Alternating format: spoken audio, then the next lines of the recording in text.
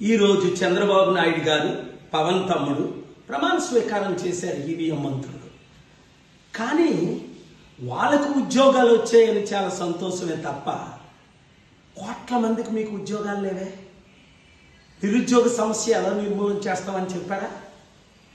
Steel plant అమ్మకుంటా 10 లక్షల ఉద్యోగాలు తేడానికి నేను ఇచ్చిన ఆఫర్ గురించి మాట్లాడారా? స్పెషల్ స్టేటస్ వస్తే 100,000 కంపెనీలు వస్తాయి. ఈ రోజు చంద్రబాబు నాయుడు గారు పవన్ తమ్ముడు ప్రమాణ స్వీకారం చేశారు ఈవీఎం మంత్రులు.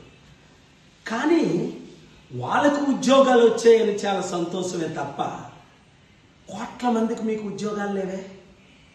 నిరుద్యోగ సమస్య ఎలా నిర్మూలన చేస్తామని చెప్పారా? స్టీల్ ప్లాంట్ అమ్మకుంటా 10 లక్షల ఉద్యోగాలు తేడానికి నేను ఇచ్చిన ఆఫర్ గురించి మాట్లాడారా?